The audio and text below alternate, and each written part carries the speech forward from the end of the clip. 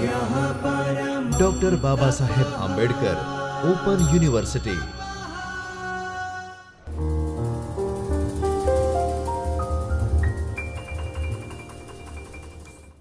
નમસ્તે વિદ્યાર્થી મિત્રો, ડૉક્ટર બાબા સાહેબ આંબેડકર ઓપન યુનિવર્સિટીમાંથી ચૈતન્ય સ્ટુડિયોમાંથી હું doctor Jayshree Koshti, assistant professor of commerce, આપ સૌનું હાર્દિક સ્વાગત કરું છું. વિદ્યાર્થી મિત્રો, આજે આપણે એમકોમ સેમેસ્ટર 1માંથી MC01 EC103 નાણાકીય સાધનો અને બજારોમાંથી બ્લોક નંબર 2માંથી એકમ નંબર 8 વિકાસ બેંકો વિશે આગળ ચર્ચા કરીશું. તો વિદ્યાર્થી મિત્રો, આપણે આગળ વિકાસ બેંક વિશેની પ્રસ્તાવના, વિકાસ બેંકના ઉદ્દેશ્ય શું હતા, વિકાસ બેંકનો અર્થ, તેના મહત્ત્વના કાર્યો અને વિકાસ બેંકની ભૂમિકા વિશે ચર્ચા કરી હતી. હવે આજે આપણે ઉદ્યોગો માટેની વિકાસ બેંકો વિશે ચર્ચા કરીશું.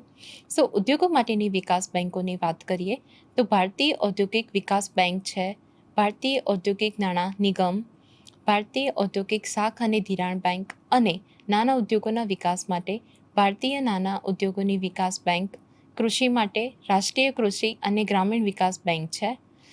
આમ ભારતમાં અલગ અલગ ક્ષેત્રના વિકાસ માટે અલગ અલગ વિકાસ બેંકો છે. વિદેશી વેપારની વાત કરીએ તો વિદેશી વેપાર માટે ભારતીય નિકાસ આયાત બેંક છે. આવા ક્ષેત્રને ધિરાણ આપવા માટે ભારતીય આવાસ બેંક છે. આપણે જોઈ શકીએ છીએ કે અલગ અલગ ક્ષેત્રના વિકાસ માટે અલગ અલગ વિકાસ બેંકો ભારતમાં અસ્તિત્વ ધરાવે છે. આગળ આપણે વાત કરીએ તો રાષ્ટ્રીય ઔદ્યોગિક વિકાસ નિગમ NIDC કે જે ભારત સરકાર દ્વારા 1954માં ઉદ્યોગોના વિકાસ માટે સ્થાપવામાં આવી હતી, પરંતુ કોઈ કારણોસર 1963 સુધી થોડું ધિરાણ પૂરું પાડ્યા બાદ હાલમાં તે ફક્ત એક સલાહકાર એજન્સી તરીકે કાર્યરત છે. આપણે રાજ્ય કક્ષાની ઔદ્યોગિક વિકાસ બેંકો વિશે વાત કરીએ તો રાજકીય નાણાકીય નિગમ, રાજ્ય ઔદ્યોગિક વિકાસ નિગમ અને રાજ્ય ઔદ્યોગિક રોકાણ નિગમ છે. કૃષિ વિકાસને પ્રોત્સાહન આપવા માટે જિલ્લા કક્ષાની મુખ્ય બેંક છે, જેને જમીન વિકાસ બેંક કહેવામાં આવે છે. આમ ઉદ્યોગો માટેની વિકાસ બેંકો અલગ અલગ છે. જુલાઈ 1948માં ભારત સરકારે ઔદ્યોગિક નાણાકીય નિગમની સ્થાપના વિશેષ અધિનિયમ હેઠળ કરી હતી. ઔદ્યોગિક એકમોને જરૂરિયાત મુજબ મધ્યમ અને લાંબા ગાળાનું ધિરાણ આપવાના મુખ્ય ઉદ્દેશ્ય સાથે ભારતમાં આ પહેલી નાણાકીય સંસ્થા સ્થાપવામાં આવી હતી. IFCIને કંપની ધારા હેઠળ 1993માં ઔદ્યોગિક finance corporation of India limited તરીકે જાહેર કંપનીમાં પરિવર્તિત કરવામાં આવી હતી, પરંતુ તેનો અમલ 1993માં કરવામાં આવ્યો હતો. છેલ્લા કેટલાક દાયકાઓમાં ભારતીય ઔદ્યોગિક નાણાકીય નિગમ આપણા અર્થતંત્રના વિકાસમાં સહાય કરે છે.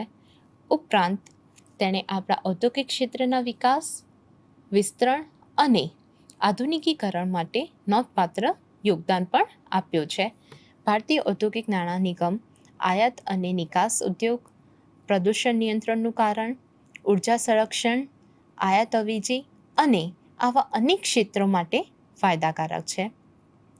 વિદ્યાર્થી મિત્રો, હવે આપણે ભારતીય ઔદ્યોગિક નાણાં નિગમની કામગીરીની ચર્ચા કરીએ તો તેની કામગીરીની ચર્ચામાં પહેલો પોઈન્ટ, ભારતીય ઔદ્યોગિક નાણાં નિગમનું મુખ્ય કાર્ય ઔદ્યોગિક એકમોને મધ્યમ અને લાંબા ગાળાનું ધિરાણ આપવાનું છે. ભારતીય ઔદ્યોગિક નાણાં નિગમ ડિબેન્ચરમાં રોકાણ કરી શકે છે. ભારતીય ઔદ્યોગિક નાણાં નિગમ ઔદ્યોગિક કંપનીઓ દ્વારા લેવામાં આવતા ધિરાણ માટેની બાંહેધરી પણ પૂરી પાડે છે. જ્યારે કોઈ કંપની શેર અથવા ડિબેન્ચર બહાર પાડે ત્યારે ઔદ્યોગિક નાણાં નિગમ આવી જામીનગીરીઓને બાંહેધરી પૂરી પાડે છે. તે વિદેશી બેંકો પાસેથી વિદેશી ચલણમાં લેવામાં આવેલ લોનના કિસ્સામાં વિલંબિત ચૂકવણીની બાંહેધરી પણ આપે છે.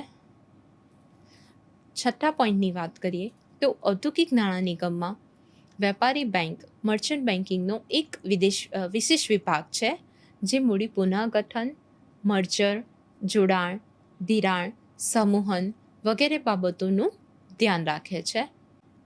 આ વાત થઈ ભારતીય ઔદ્યોગિક નાણાં નિગમની.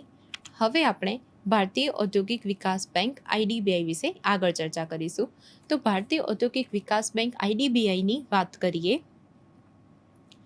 તો ભારતીય ઔદ્યોગિક વિકાસ બેંક ધારો 1964 હેઠળ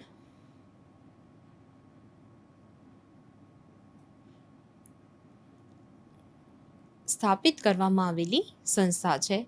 તે વિકાસશીલ ઉદ્યોગો માટે ઋણ અને અન્ય સુવિધાઓ પ્રદાન કરવા સાથે વિકાસ સંસ્થાઓને સહાય કરવા માટેની મુખ્ય નાણાકીય સંસ્થા છે. 1976 સુધી ભારતીય ઔદ્યોગિક વિકાસ બેંક ભારતીય રિઝર્વ બેંકની સહાયક બેંક હતી. 1976માં તે ભારતીય રિઝર્વ બેંકથી અલગ થઈ ગઈ અને તેની માલિકી ભારત સરકારમાં તબદીલ થઈ. ભારતીય ઔદ્યોગિક વિકાસ બેંક વિકાસની દ્રષ્ટિએ વિશ્વની 10મી સૌથી મોટી બેંક છે. National stock exchange, national securities depository service limited, stock holding corporation of India જેવી કેટલીક સંસ્થાઓ ભારતીય ઔદ્યોગિક વિકાસ બેંક દ્વારા ચાલુ કરવામાં આવી છે.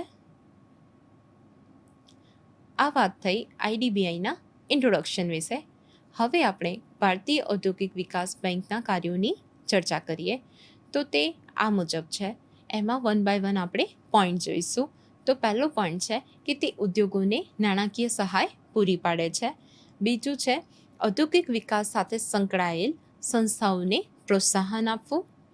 ત્રીજું છે ઉદ્યોગના વિસ્તરણ માટે તકનીકી અને વહીવટી સહાય પ્રદાન કરવી. ચોથો પોઈન્ટ છે ઉદ્યોગના વિકાસના સંદર્ભમાં બજાર અને રોકાણો વિશે સંશોધન અને સર્વેક્ષણ કરવું. વિદ્યાર્થી મિત્રો, હવે આપણે ભારતીય ઔદ્યોગિક વિકાસ બેંક કેવી રીતે સહાય કરે છે તેની વાત કરીએ. તો ભારતીય ઔદ્યોગિક વિકાસ બેંક પ્રત્યક્ષ અથવા પરોક્ષ રીતે કેટલીક નાણાકીય સંસ્થાઓ દ્વારા નાણાકીય સહાય પૂરી પાડે છે. સર્વપ્રથમ આપણે વાત કરીશું સીધી સહાયતા, પ્રત્યક્ષ સહાયતાની. તો ભારતીય ઔદ્યોગિક વિકાસ બેંક ઔદ્યોગિક એકમની અલગ અલગ જરૂરિયાત માટે ધિરાણ આપે છે.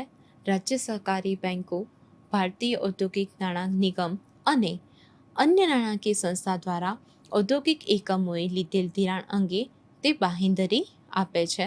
અને પરોક્ષ ધિરાણની વાત કરીએ તો પરોક્ષ સહાયમાં ભારતીય ઔદ્યોગિક વિકાસ બેંક, ભારતીય ઔદ્યોગિક નાણાકીય નિગમ, રાજ્ય નાણાકીય નિગમ, કેટલીક અન્ય નાણાકીય સંસ્થાઓ, રાજ્ય ઔદ્યોગિક વિકાસ નિગમ, વાણિજ્ય બેંકો અને સહકારી બેંકો દ્વારા આપવામાં આવતા 10થી 25 વર્ષના ચૂકવવા યોગ્ય મુદતી ધિરાણને પુનઃ ધિરાણ કરે છે. ભારતીય ઔદ્યોગિક વિકાસ બેંક નાણાકીય સંસ્થાઓના શેર અને બોન્ડ્સમાં રોકાણ કરે છે અને પૂરક સંસાધનો પૂરા પાડે છે. હવે વિદ્યાર્થી મિત્રો, આપણે આગળ ભારતીય નાના ઉદ્યોગોની વિકાસ બેંક સિડબીની આગળ ચર્ચા કરીશું. તો ભારતીય નાના ઉદ્યોગોની વિકાસ બેંક સિડબીની સ્થાપનાની વાત કરીએ તો સિડબીની સ્થાપના ભારતીય ઔદ્યોગિક વિકાસ બેંકની સંપૂર્ણ માલિકીની પેટા કંપની તરીકે સંસદના 1988ના વિશેષ અધિનિયમ હેઠળ કરવામાં આવી હતી.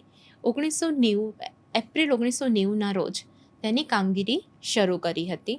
તેને નાના ઉદ્યોગો માટેના વિકાસ ભંડોળ અને રાષ્ટ્રીય ઇક્વિટી નીતિનું સંચાલન કરવાની જવાબદારી આપવામાં આવી હતી, જે અગાઉ ભારતીય ઔદ્યોગિક વિકાસ બેંકની હતી. તે સૂક્ષ્મ, નાના અને મધ્યમ ઉદ્યોગોના વૃદ્ધિ, ધિરાણ અને વિકાસમાં મદદ કરતી મુખ્ય આર્થિક સંસ્થા છે. સિડબીની નાણાં ધિરાણની રીતો 3 પ્રકારની છે. તો તે કઈ છે? તો પ્રત્યક્ષ ધિરાણ, પરોક્ષ ધિરાણ અને સૂક્ષ્મ ધિરાણ. પ્રત્યક્ષ ધિરાણની વાત કરીએ તો તેમાં અવધિ ધિરાણ સહાયતા, કાર્યશીલ મૂડી માટે સહાય, પ્રાપ્તિકર્તાઓ માટે સહાય, વિદેશી ચલણ ધિરાણ, સૂક્ષ્મ, નાના અને મધ્યમ ઉદ્યોગ ક્ષેત્ર માટે ઉર્જાની બચતની યોજના વગેરે એકમોના આધુનિકીકરણ માટે સહાય કરે છે. પરોક્ષ ધિરાણની વાત કરીએ તો પરોક્ષ ધિરાણમાં પુનઃ ધિરાણના સ્વરૂપમાં પરોક્ષ સહાય, દેશભરમાં શાખાઓનું વિશાળ નેટવર્ક ધરાવતા બેંક, રાજ્ય કક્ષાની નાણાકીય સંસ્થાઓ વગેરે સહિતની પ્રાથમિક ધિરાણની સંસ્થાઓને ભારતીય નાના ઉદ્યોગોની વિકાસ બેંક દ્વારા સહાય પૂરી પાડવામાં આવે છે. અને સૂક્ષ્મ ધિરાણની વાત કરીએ તો સૂક્ષ્મ ધિરાણમાં ભારતીય નાના ઉદ્યોગોની વિકાસ બેંક સિડબી નાના ઉદ્યોગ સાહસિકો અને ઉદ્યોગપતિઓને તેમના વ્યવસાયની સ્થાપનામાં સૂક્ષ્મ ધિરાણ દ્વારા સહાય કરે છે. હવે આપણે ભારતીય નાના ઉદ્યોગોની વિકાસ બેંકના વિવિધ મહત્વપૂર્ણ કાર્યો જોઈએ. તો તે મહત્વપૂર્ણ કાર્યો કયા કયા છે? તો તેમાંથી પોઈન્ટ નંબર 1, જ્યારે કોઈ ખાનગી બેંક અથવા સંસ્થા વ્યવસાયિક હેતુ માટે નાના એકમોને ધિરાણ કરે છે, ત્યારે ભારતીય નાના ઉદ્યોગોની વિકાસ બેંક આવા ધિરાણને પુનઃ ધિરાણ આપે છે. સૂક્ષ્મ, નાના અને મધ્યમ ઉદ્યોગોના વિકાસ માટે સાકલ્યવાદી અભિગમને સક્ષમ બનાવવા માટે ભારતીય નાના ઉદ્યોગોની વિકાસ બેંક સરકારી સંસ્થાઓ, અન્ય રાષ્ટ્રીય એજન્સીઓ વગેરે સાથે વ્યવસ્થાપન કરે છે. થર્ડ પોઈન્ટ છે, ભારતીય નાના ઉદ્યોગોની વિકાસ બેંક વધારાની સેવાઓ જેવી કે લીઝિંગ છે, ફેક્ટરિંગ વગેરે સાથે સાથે નાના એકમોને આપે છે. આના સિવાય નાના ઉદ્યોગો હંમેશા પૂરતી કાર્યકારી મૂડી રાખે તે માટે ધિરાણના સમયસર પ્રવાહની ખાતરી પણ કરે છે. હવે વિદ્યાર્થી મિત્રો, આ લેક્ચરના લાસ્ટમાં આપણે રાજકીય નાણાકીય નિગમની ચર્ચા કરીએ. તો રાજકીય નાણાકીય નિગમ વિશે ચર્ચા કરીએ તો એ દેશના સંસ્થાકીય નાણાકીય માળખાનો એક અભિન્ન ભાગ છે, જ્યાં રાજ્ય નાણાકીય નિગમ રાજ્યોના નાના અને મધ્યમ ઉદ્યોગોને પ્રોત્સાહન આપે છે. આ ઉપરાંત રાજ્ય નાણાકીય નિગમ સંતુલિત પ્રાદેશિક વિકાસ, ઉચ્ચ રોકાણ, વધુ રોજગાર પેદા કરવા અને વિવિધ ઉદ્યોગોની વ્યાપક માલિકીની ખાતરી કરવામાં સહાય કરે છે. ભારતમાં હાલમાં 18 રાજ્ય નાણાકીય એકમો છે, જેમાંથી 17 રાજ્ય નાણાં નિગમ ધારા 1951 હેઠળ સ્થાપિત કરવામાં આવ્યા છે, જ્યારે તમિલનાડુ ઔદ્યોગિક રોકાણ નિગમ લિમિટેડ જે કંપની ધારા 1949 હેઠળ સ્થપાયેલ છે, પરંતુ રાજ્ય નાણાં નિગમ તરીકે તે કાર્યરત છે. રાજ્ય નાણાકીય નિગમોના મહત્વપૂર્ણ કાર્યો કયા છે?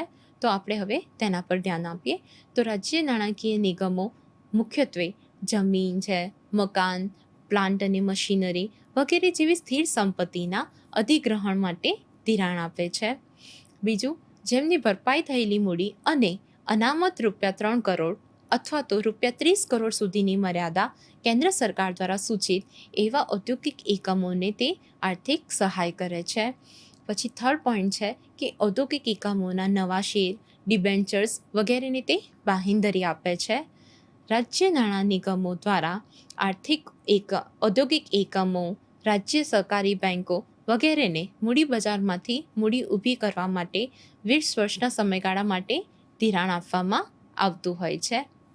તો વિદ્યાર્થી મિત્રો, આ વાત થઈ રાજકીય નાણાકીય નિગમની. વિદ્યાર્થી મિત્રો, આપણે આજનો લેક્ચર અહીં સમાપ્ત કરી રહ્યા છે. આજના લેક્ચર માટે આપ સૌનો ખૂબ ખૂબ આભાર. स्वाध्यायः